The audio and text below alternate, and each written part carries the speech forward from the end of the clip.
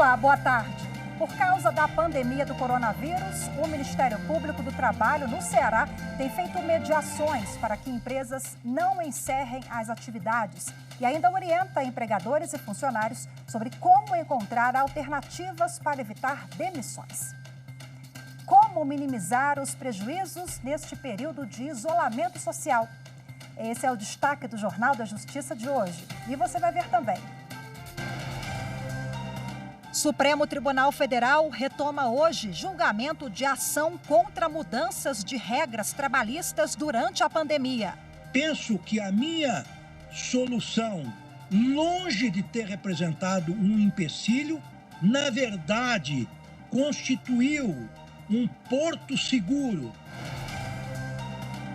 Defensoria Pública da União entra na Justiça para adiar provas do Enem. O argumento da Defensoria Pública da União é de que o calendário elaborado pelo governo não levou em conta as mudanças na rotina dos estudantes, provocadas pela pandemia do coronavírus. E ainda, ministra do Superior Tribunal de Justiça nega pedido para interromper monitoramento por celular em São Paulo durante a pandemia. A ministra Laurita Vaz lembrou que o habeas corpus preserva o direito de ir e vir e que não ficou claro no pedido de que maneira o sistema de monitoramento poderia influenciar diretamente na liberdade de locomoção dos habitantes de São Paulo.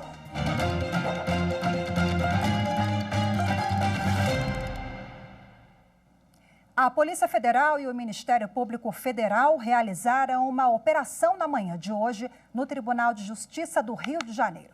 Os policiais fizeram busca e apreensão no gabinete do desembargador Mário Guimarães. A ação desta sexta-feira atende decisão do ministro do Superior Tribunal de Justiça, Félix Fischer, e é de combate aos crimes de corrupção, crimes contra o sistema financeiro nacional e lavagem de dinheiro, além de associação criminosa. Na decisão, o ministro cita a indisponibilidade dos bens da quadrilha e o afastamento do desembargador de suas funções públicas. A ministra Rosa Weber, do Supremo Tribunal Federal, negou o pedido da Igreja Assembleia de Deus, que pretendia anular decreto do Estado do Mato Grosso com regras mais rígidas que as do governo federal, vedando celebrações religiosas durante a pandemia do novo coronavírus no Brasil. A restrição de circulação tem acontecido em vários estados brasileiros por causa da Covid-19. No Mato Grosso, não foi diferente. No mês passado, o governador proibiu, por meio de decreto, a realização de cultos, missas e celebrações religiosas no estado durante a pandemia da Covid-19. A Igreja Assembleia de Deus levou o caso à Justiça, tentando derrubar essa determinação do executivo local e alegou que o decreto foi mais rígido do que as regras determinadas pelo governo federal.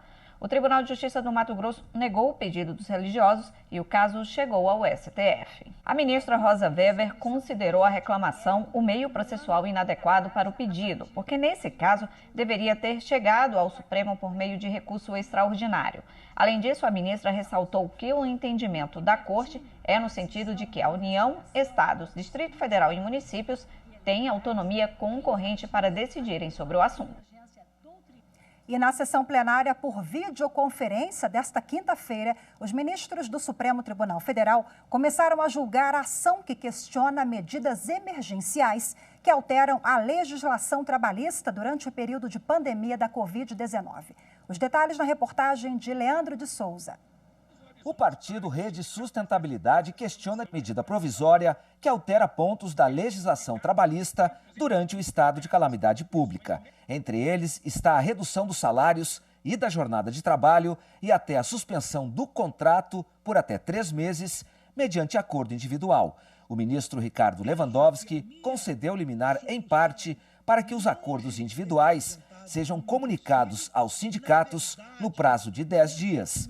Nesse tempo, os sindicatos podem dar início à negociação coletiva. Para o advogado da Rede Sustentabilidade, a solução adotada pelo ministro Lewandowski preserva a proteção do trabalhador. Haverá efeitos até certo ponto, mas a plenitude desses efeitos aí sim depende do entendimento entre sindicatos e empresas. Caso contrário, nós teríamos uma comunicação prevista na MP aos sindicatos que seria totalmente inócua. 6 entidades sindicais participaram do julgamento como interessados na matéria. O advogado dos sindicatos reconheceu que é correto adotar medidas extraordinárias durante a crise provocada pela pandemia, mas ponderou que a vulnerabilidade gerada ao trabalhador pelo acordo individual ultrapassou os limites da Constituição. Aprofundar a recontratualização individual será um desastre do ponto de vista da proteção social e da segurança jurídica. Primeiro, porque será romper a literalidade da regra constitucional. Segundo, porque o desprestígio do sindicato e a pulverização das iniciativas poderá levar ainda a uma maior fragmentação e desorganização da ação coletiva. Para os representantes de entidades patronais, o contexto de crise justifica soluções excepcionais. Para eles, é necessário o equilíbrio dos valores do trabalho e da livre iniciativa e que a medida é importante para amenizar os efeitos econômicos da pandemia. Eles defenderam a validade dos acordos individuais sem o aval dos sindicatos. A recusa vazia da entidade sindical deve ser havida como uma hipótese de inércia comissiva. Caso contrário, estar-se-ia concedendo um poder de veto a esse sindicato, sem que tenha, inclusive, convocado a Assembleia competente para a deliberação. O advogado-geral da União, André Mendonça, afirmou que a MP, que criou o Programa Emergencial de Emprego e Renda, não visa a retirar direitos dos trabalhadores. Lembrou que mais de 2.400.000 acordos individuais já foram firmados desde a edição da medida provisória até esta quinta-feira. Ele pediu a manutenção da decisão do ministro Lewandowski por entender que ela pacifica as relações entre trabalhadores e empregadores. A decisão profunda e que no seu dispositivo garante a essência do equilíbrio na relação entre todas as partes, entre o texto constitucional, entre os direitos sociais, entre a busca do empreendedorismo, da manutenção das empresas. Em seu voto, o ministro Ricardo Lewandowski disse que desde a concessão de parte da medida cautelar, vem mantendo diálogo construtivo com o advogado-geral da União. Ele lembrou que o texto constitucional institui papel relevante para os sindicatos nas relações trabalhistas. Papel esse que, segundo o ministro, não foi desconstituído pelo projeto do governo federal. Ele manteve o entendimento da necessidade de dar oportunidade aos sindicatos de iniciarem negociações coletivas, com base no princípio da segurança jurídica. Penso que a minha solução, longe de ter representado um empecilho, na verdade, constituiu um porto seguro para que os patrões empregados, de modo crescente e acelerado, firmassem os acordos nos moldes previstos na medida provisória 936/2020 e vejo com satisfação que esta é também a visão do governo. Bom, e depois do voto do ministro relator, o julgamento foi interrompido após problemas técnicos com os servidores da empresa Cisco, que é responsável pela plataforma utilizada para a videoconferência. O presidente Dias Toffoli convocou uma sessão extraordinária para esta sexta-feira, às 14h, quando o julgamento será retomado com o voto do ministro Alexandre de Moraes. E quem também acompanhou a sessão e tem mais informações é a nossa consultora jurídica da TV Justiça, Gisele Reis.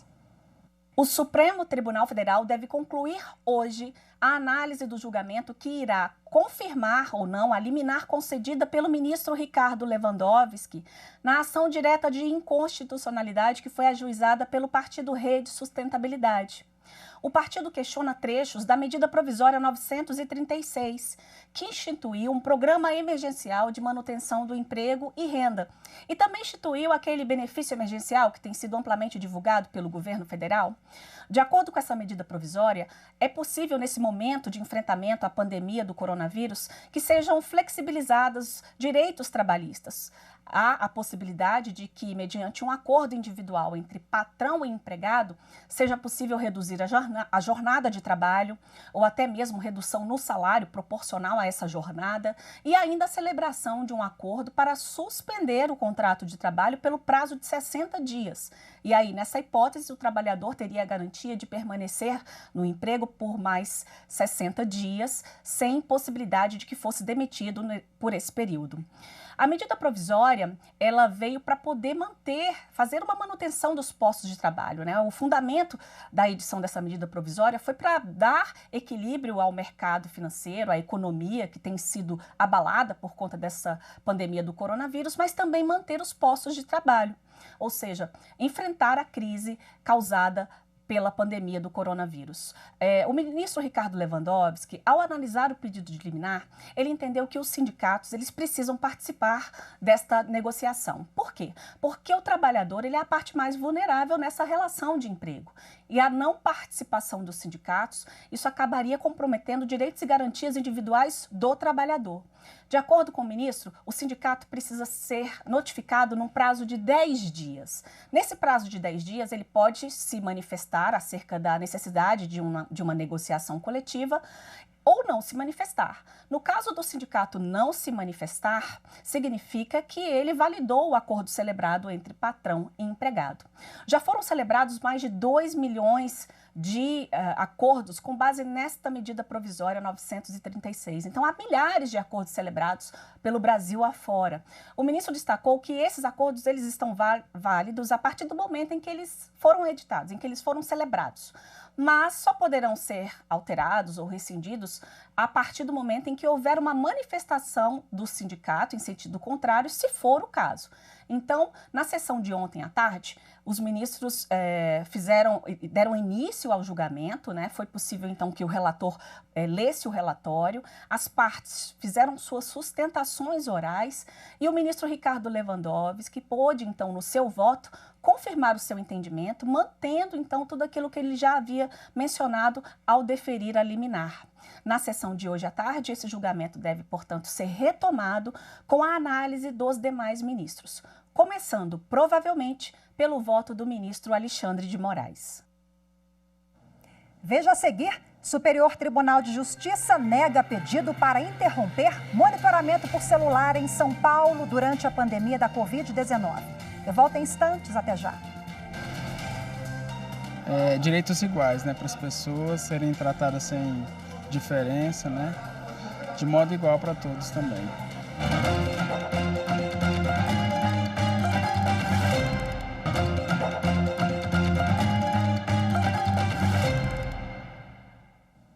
Ministra do Superior Tribunal de Justiça nega pedido para interromper monitoramento por celular em São Paulo durante a pandemia da Covid-19. A ministra do STJ, Laurita Vaz, negou um pedido para que fosse paralisado o sistema de monitoramento inteligente lançado neste mês pelo governo de São Paulo para observar o deslocamento das pessoas durante a pandemia do novo coronavírus. O pedido foi feito por um advogado que pretendia que o habeas corpus valesse para todos os moradores de São Paulo, alegando que a medida de monitoramento é ilegal e ditatorial. O advogado apontou ainda violação aos direitos da privacidade e inviolabilidade das comunicações. Mas a ministra Laurita Vaz lembrou que o habeas corpus preserva o direito de ir e vir e que não ficou claro no pedido de que maneira o sistema de monitoramento poderia influenciar diretamente na liberdade de locomoção dos habitantes de São Paulo. Para a ministra, o habeas corpus impugnou a mera possibilidade de constrangimento, sem apresentar elementos concretos de ameaça ao direito de ir e vir. A relatora destacou ainda que o governo estadual e as operadoras de celular afirmaram que o sistema não permite a individualização dos dados dos usuários. Por isso, a ministra Laurita Vaz negou o pedido de habeas corpus coletivo, já que não é possível identificar, nesse caso, as pessoas potencialmente atingidas. E o Tribunal de Justiça do Distrito Federal suspendeu temporariamente visitas de um pai à filha durante a pandemia do novo coronavírus. O pai pediu à Justiça que suspendesse as visitas enquanto durar o isolamento social na capital do país.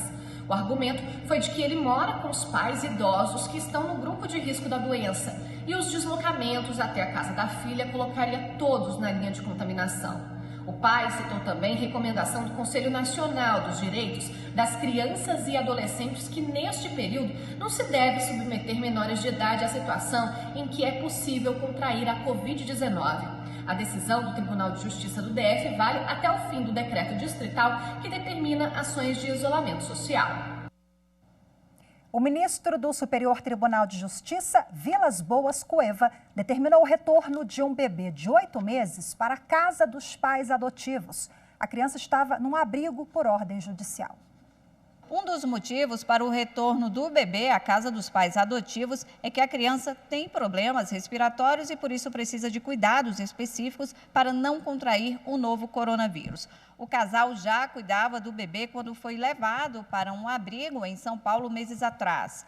A Vara da Infância e Juventude identificou possíveis irregularidades no processo de adoção. Inconformados com essa situação, os pais adotivos entraram com uma ação no Superior Tribunal de Justiça. O ministro do STJ, Vilas Boas Cueva, entendeu que o casal busca regularizar a adoção da criança e não tem nada que desabone a conduta deles. Além disso, o ministro levou em conta que, neste momento, o lar dos pais adotivos é o melhor para a criança. Por isso, determinou a volta do bebê ao casal até a conclusão do processo de adoção. E no próximo bloco, o Ministério Público do Trabalho, no Ceará, ajuda empregadores e funcionários a encontrarem alternativas para evitar demissões. Os detalhes em instantes. Continue com a gente. É tratar as pessoas como elas devem e merecem ser tratadas, respeitando aí a condição e a característica de vida de cada pessoa. Acho que é por aí.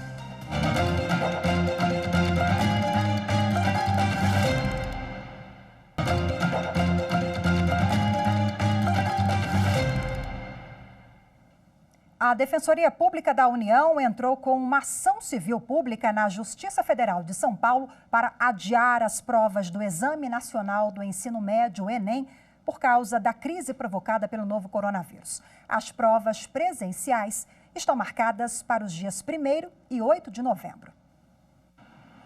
O argumento da Defensoria Pública da União é de que o calendário elaborado pelo governo não levou em conta as mudanças na rotina dos estudantes, provocadas pela pandemia do coronavírus.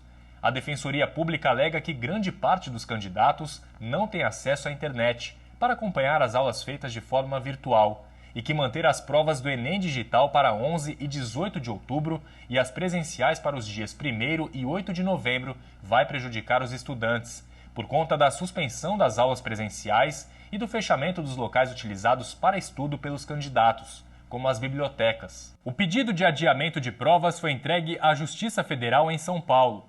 Até agora, a organização do Enem não fez nenhuma mudança no calendário. Hoje termina o prazo para que os candidatos solicitem a isenção da taxa de inscrição. O Ministério Público de Minas Gerais encaminhou ofício ao governo do estado para que sejam adotadas medidas urgentes de proteção aos catadores de materiais recicláveis. O pedido foi feito por causa da vulnerabilidade dos catadores diante das medidas de contenção da Covid-19. Segundo o Ministério Público, o movimento de catadores de Minas Gerais anunciou que esses profissionais não estão trabalhando de acordo com as recomendações de saúde. Por isso, o pedido do MP ao governo estadual é para que seja usado o dinheiro de multas ambientais para o pagamento de benefícios a esses profissionais. O argumento é que a alternativa é a mais viável para não sobrecarregar ainda mais as finanças do Estado e, ao mesmo tempo, garantir a subsistência dos catadores. E mesmo com a mudança na rotina provocada pelo coronavírus, o Ministério Público do Trabalho no Ceará manteve as atividades de forma remota. O MPT trabalha para diminuir os prejuízos causados pelo isolamento social, que gerou uma queda no comércio. A Amazonas e Pernambuco adotaram medidas semelhantes. Para continuar atendendo a demanda que chega todos os dias, o Ministério Público do Trabalho no Ceará usa a tecnologia. Como o atendimento presencial está suspenso, as audiências são feitas à distância, principalmente nos casos relacionados à mudança na rotina de patrões e empregados por causa do coronavírus. O Ministério Público do Trabalho no Ceará quer prestar auxílio a lojas e empresas para que elas não encerrem as atividades e orientar as duas partes, empregadores e funcionários, sobre como evitar demissões, reduzindo ao máximo o número de trabalhadores dispensados. Os acordos para pôr fim aos conflitos abrangem diversos setores, como de turismo, comércio e restaurantes. Feitos por videoconferência, eles são concretizados em um termo de ajuste de conduta. 21 dias depois de implementar o atendimento remoto, mais de 200 mil trabalhadores de diversas categorias foram beneficiados somente no Ceará. No Amazonas e Pernambuco, estados que adotam medidas semelhantes, em apenas uma videoconferência, 6 mil empregos de trabalhadores do setor rodoviário foram mantidos. E para detalhar o assunto, nós conversamos agora por Skype com o procurador do Ministério Público do Ceará, Gerson Marques. Doutor Gerson, boa tarde. Muito obrigada pela sua disponibilidade em participar conosco. Seja bem-vindo. Bom, queria que o senhor explicasse como é que o senhor tem tratado esse tema que é muito sensível quando a gente fala de suspensão de contrato de trabalho, né? Como tem sido a atuação do senhor?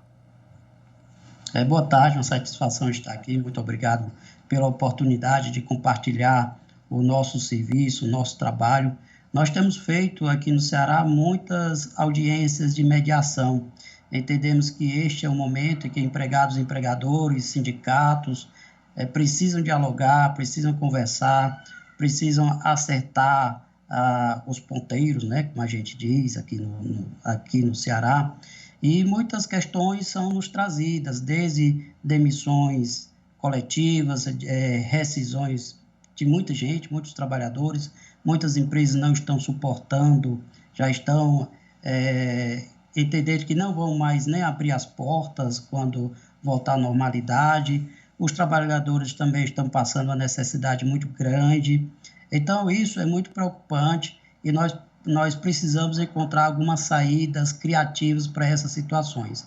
Nós estamos orientando as empresas que elas resistam ao máximo possível rescindir contratos, porque seria um custo a mais, quer dizer, elas rescindiriam o contrato agora, pagariam toda a rescisão e daqui a poucos dias, se Deus quiser, né, talvez 1 mês, 2 meses, ter que recontratar todo mundo de novo. Então, é um gasto, um custo desnecessário.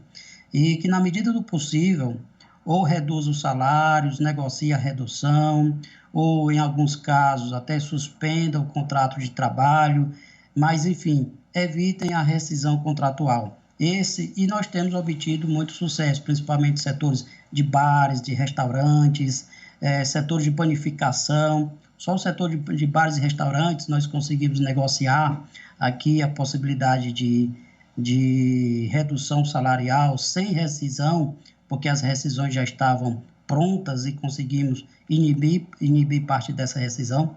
E aí, só esse setor nós conseguimos atingir aqui mais de 120 mil empregos, conseguimos manter alguns empregos, e foi uma negociação coletiva que abrangeu mais de 120 mil pessoas, né, entre empregados, entre empregadores, que é uma categoria muito grande. Mas tem outras categorias que realmente têm uma dificuldade maior, como o setor do turismo, o setor de eventos. O setor de eventos, nós estimamos que neste ano praticamente está perdida a atuação das empresas, né? Está uma dificuldade. Talvez só volte à normalidade no próximo ano. Então, aí já requer um cuidado maior, aí talvez seja necessário, de fato, a rescisão contratual de boa parte dos trabalhadores, mas estamos conseguindo que essas rescisões sejam, à medida do possível, sem justa causa. Doutor Gerson, pois não. Perdão pela interrupção. O senhor tem alertado também as empresas, porque muitos trabalhadores se queixam que estão trabalhando sem condições, sem proteção, por exemplo, o motorista de ônibus, o enfermeiro, enfim, aqueles profissionais que estão mais expostos. O senhor faz esse trabalho também de conscientização com as empresas? Nós fazemos trabalho de conscientização nos documentos que saem do Ministério Público, um termo de ajuste de conduta, uma ata de mediação. Nós sempre fazemos questão de que os trabalhadores que permanecerem trabalhando, é preciso que as empresas adotem os mecanismos de cuidado com a saúde dele, forneçam EPIs, tenham todos os cuidados, porque depois isso pode reverter mais na frente, né, em demandas judiciais. Nós advertimos as empresas para que elas não criem situações de uma demanda reprimida, porque mais na frente, muitas das questões que hoje talvez não sejam questionadas, mas mais na frente elas podem ser objeto de ações judiciais. Então, é bom que as empresas, elas se previnam dessas situações. Tem algumas teses, até que nós estamos alertando as empresas, algumas teses elas têm cuidado para não abarcar, por exemplo, a tese do artigo 486 da CLT, que é a dispensa de trabalhadores em razão de ato da administração pública, que a gente chama de facto príncipes, não pega para esta situação de coronavírus. O artigo 486 não se adequa. Então, a empresa que tiver rescindido contratos com base no 486, ela está criando uma demanda reprimida. Bom, o diálogo, a conciliação é sempre a melhor saída, né? Eu conversei aqui no Jornal da Justiça, primeira edição, com o procurador do Ministério Público do Trabalho lá no Ceará. Muito obrigada pela entrevista. E agora o Jornal da Justiça de hoje fica por aqui. Lembrando que às 14h tem sessão plenária extraordinária do Supremo Tribunal Federal. Continue com essa programação. Uma boa tarde para você e ótimo fim de semana.